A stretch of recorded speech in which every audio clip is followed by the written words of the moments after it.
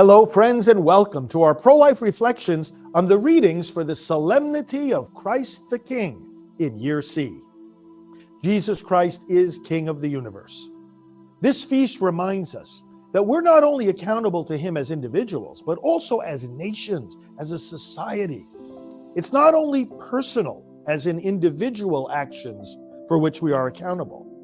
It's the social policy, cultural mores, and organizational structures on every level of society for which we must also answer to Christ the King. These realities are the result of the accumulated effects of the actions of many people over long periods of time.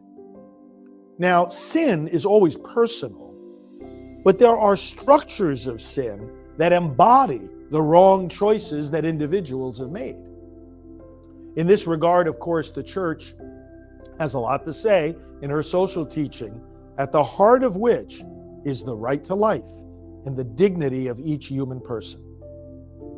Human rulers exercise real authority, yet it is always the Lord who is the king. In the first reading, we read of Saul and David. Yet in the reading, Israel declares to the Lord, "It was you who led the Israelites." And God declares that they are His people. So both the people and their king always belong to the Lord. The gospel shows us this in another way. Earthly authority made a terrible mistake in crucifying Jesus. And one of the criminals realized that mistake. Jesus shows Himself to be the one with the real power, even while on the cross, as He accepts the criminal's acknowledgement that he has a kingdom, and as He asserts that He is the way into paradise. Jesus' kingship is based on His identity as God and on His redemptive act of suffering, dying, and rising. It's also based on something else, which comes through clearly in the second reading. He is the Creator.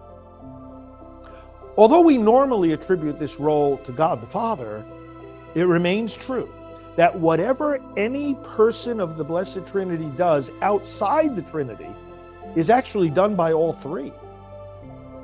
In the passage we read today from Colossians 1, Paul is actually commenting on the first words of the Bible.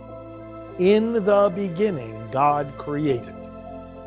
Paul is outlining various nuances of the words in the beginning, indicating that beginning is none other than Jesus Christ.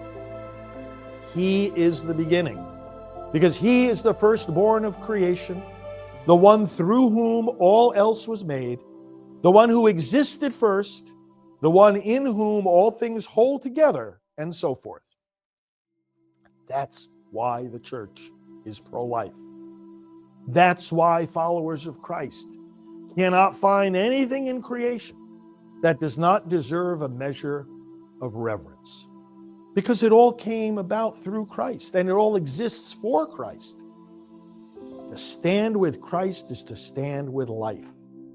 He is King because He's at the very heart of everything that is, including the supreme gift of human life, owned only by Him and deserving of unspeakable respect. Friends, to find pro-life reflections on the readings for all the Sundays of the year, go to preachingonabortion.com, where you can also order my book, Proclaiming the Message of Life.